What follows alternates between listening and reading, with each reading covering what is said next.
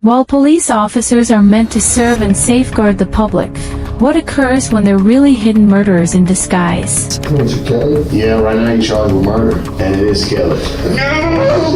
Here are 3 instances where officers attempt to cover up murder, beginning with the terrifying case of William Talley. On the 11th of May 2019, authorities received a disturbing phone call reporting that former police sergeant William Talley had been in a dispute with his girlfriend Kelly Levinson. At some point during the altercation, he fired shots at her. William quickly fled the scene, stealing Kelly's truck, but was concerned he might have caused more harm than he realized. So I don't know anything since then. So nobody's here has been injured? No, that's what I told him when I called. He told me that he was his girlfriend. The authorities had to instantly handle this like a crime scene and chose to search the house to ensure Kelly's well-being. There was one thing on the officers' minds, and they were all silently hoping they wouldn't find her lifeless. Deputy Brown, who's working at the house. There's a dog in there. Yeah, she's right there. Sorry to get mad. Upon stepping into the home, signs of a physical struggle were scattered everywhere. As they made their way into the kitchen, however, they discovered Kelly's lifeless body lying on the floor. With all the proof the officers had, it wasn't hard for them to identify their primary suspect, but capturing him was a different challenge. They were aware that William had undergone both police and SWAT instruction, making him tough to apprehend. Then suddenly, officers got a phone call stating that William had been in a vehicle accident. The police hurried to the hospital, where they found their top suspect waiting, battered and bleeding.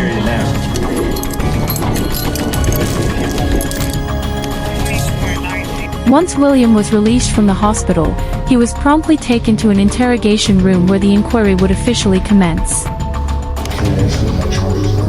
Yeah, right now you're charged with murder. You're charged with violation of oath of office, and you're charged with possession of a firearm during the commission of a crime. That's what we're hoping you can tell us. Maybe once we start talking about it a little bit,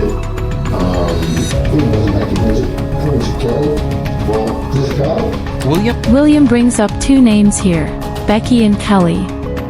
Of course, we recognize Kelly as his girlfriend, but William was actually married to another woman named Rebecca Talley, whom he had been unfaithful to. William clearly seems disoriented and confused, but whether this is genuine or an act is another matter. He had spent several days in the hospital and was released after being medically evaluated, so it's doubtful he'd still be this out of it. Either way, it appears to be keeping him composed, at least for now. And you can sign this. What's happening with me about things? We're gonna get to that. That's what we're hoping to get to. No, I'm not talking until somebody talks to me. I can tell you who, if we can get started there. And it is Kelly. No! Don't do that. No! No! Tally, come on. Tally. Deal. Good.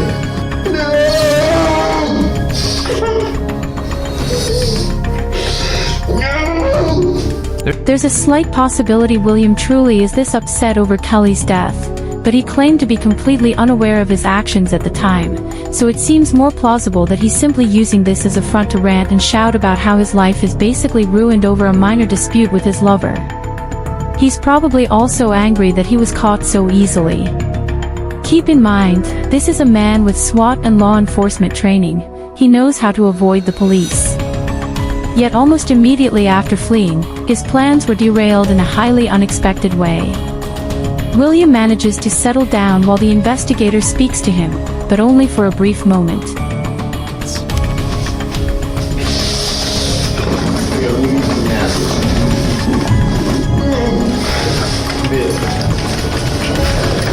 Bill, no. Stop. Relax. Bill, stop. It's all unnecessary, Bill.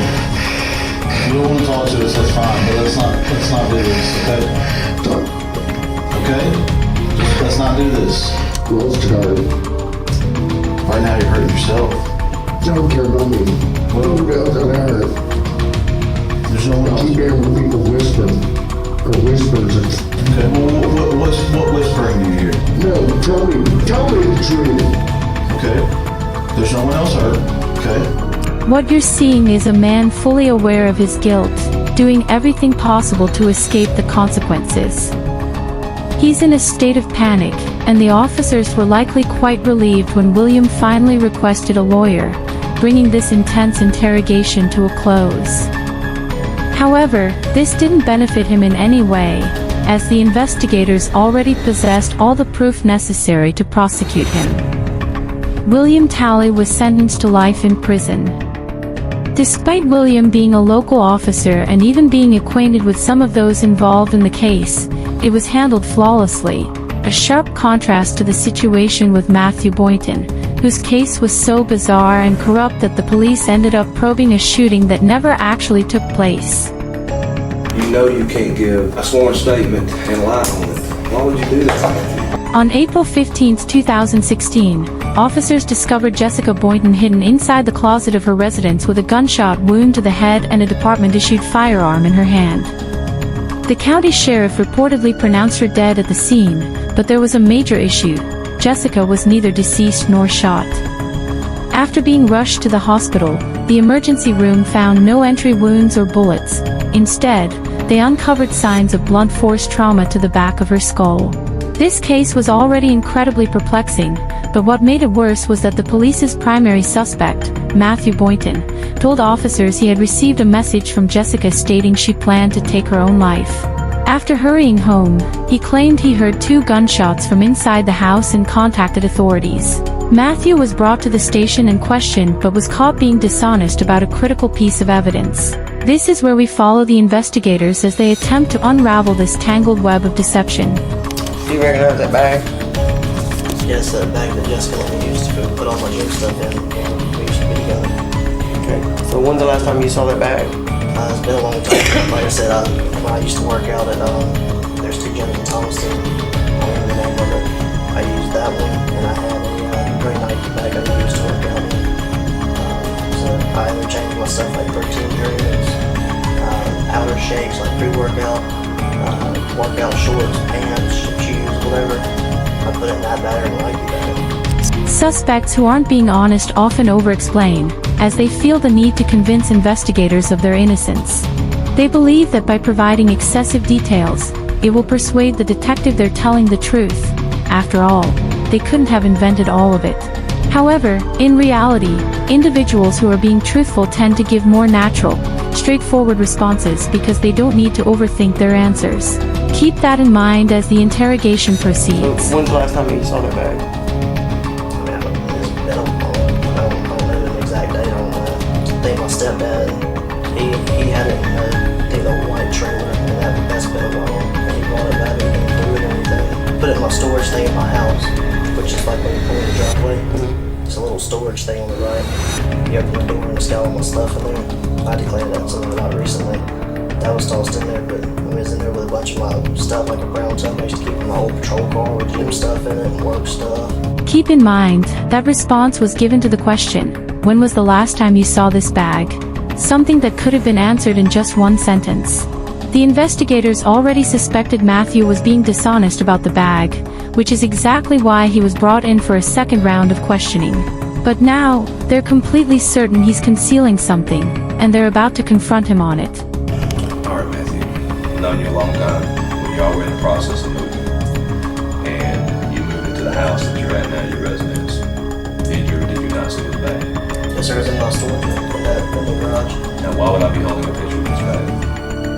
I guess because Jessica brought it in too. Why would Jessica have it if you had it at your house? I don't know. I guess somebody got it from my garage and my shed. Who would have got it? There's a couple of people. I don't know exactly who. The bag was completely filled with female clothes. This is one photo of it. That's not yours. No. This entire situation might not seem significant at first, but it's actually the foundation of a much larger issue. This bag, along with all its contents, belonged to Jessica. So when it was found in Matthew's possession after he told officers he had returned all of her items, it proved he had once again lied under oath. What seemed like a minor matter at first now shows the investigators that he's willing to be dishonest, which means nearly every bit of information he shared with them could be entirely false. The bag was turned into us. We had possession of the bag. We have evidence that said it came out of your storage room. Is that true? Yes, sir. Is there anything you'd like to say? Yes, sir. Do you believe that statement to be accurate and true? Not now. Do you believe it then? Yes, sir. Matthew has now basically admitted to taking Jessica's bag of belongings and lying under oath. There's still the question of why he did it, but the assault aspect of the case, why Jessica was found unconscious in their closet after supposedly texting Matthew that she planned to shoot herself, hadn't even been addressed yet. As it turns out, the police would never proceed to that part of the investigation, and it was left entirely unresolved. Matthew was charged with theft and perjury, and after being put on administrative leave, he stepped down from the force but faced no charges for whatever took place on the night of April 15th. Many people have questioned why, but the most obvious explanation points to police misconduct, especially considering the county sheriff happened to be Matthew's grandfather, the same sheriff who falsely declared Jessica dead at the scene. To make matters worse, Jessica's head injury caused her to lose all memory of that night, making it likely that this case will stay a mystery forever. But many once believed the same about the murder of Sherry Rasmussen, which went cold for 23 years, until new evidence revealed that the killer was actually one of the department's top detectives. Now you're accusing me of this? Is that what you're saying? After decades of investigation, DNA evidence strongly suggested that Stephanie was the likely perpetrator of a murder that occurred in 1986. Due to the high-stakes nature of the case, the investigators carefully prepared for this interrogation. Stephanie was a highly accomplished detective herself and had recently earned praise for her excellent work on a theft case. The detectives used this to their advantage and brought her in under the pretense that they needed assistance with a case. I don't want to talk about this in the squad room because I don't know who people are listening to. And if we go to my side, everybody's always wondering what everybody else is doing. Okay? An interrogation room is an unusual setting for such a discussion, so to ease her concerns, the detectives assured her this was the place least likely to be overheard, as the case information was highly confidential. Sherry Rasmussen's body was discovered at her residence after being shot 3 times. At the time, police believed the murder was the result of a burglary gone wrong, but the case went cold when they couldn't identify a suspect. However, 23 years later, upon reopening the investigation, detectives uncovered evidence pointing towards Stephanie, a woman caught in a love triangle with Sherry and her husband, John Rutten.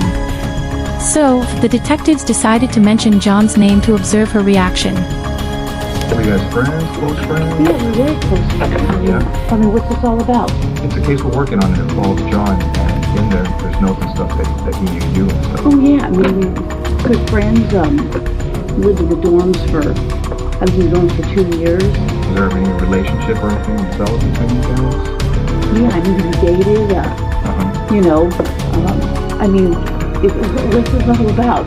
Well, it's relating to his wife. Both the detectives and Stephanie have tried to appear as calm and friendly as possible around one another, but Stephanie is clearly beginning to feel very nervous at this stage. Even though the detectives provided a somewhat plausible explanation, she is now in an interrogation room confronted by 2 investigators questioning her about a woman she allegedly killed 20 years earlier. Her breathing has quickened, her speech is defensive, and her movements have grown more restless. You're right. I mean, if you guys are claiming that I'm a suspect, then, you know, I got a problem with, you know, with that. Okay? So, you know, if you're doing this as an interrogation, you're saying, hey, I'm a suspect. Well, now I got a problem with, you know, now you're accusing me of this? Is that what you're saying? Obviously, you know about all the DNA stuff and things of the nature that, gets done on cases nowadays. You know, if we asked you for the DNA swab, would you be willing to give us one? Maybe. Because now I'm thinking I probably need to talk to a lawyer. Stephanie opts to offer DNA evidence, hoping her cooperation would ultimately demonstrate her innocence. But unfortunately for her, just 5 minutes later, the detectives decide they've gathered enough and place her under arrest. Months later, after a lengthy and grueling trial, the jury reached a verdict. We, the jury, in the above-entitled action, find the defendant, Stephanie Eileen Lazarus, guilty of the crime of murder of Sherry Rasmussen. We further find the murder was of the first degree. After concealing it for 23 years, Stephanie Lazarus was ultimately convicted of murder and sentenced to 27 years in prison.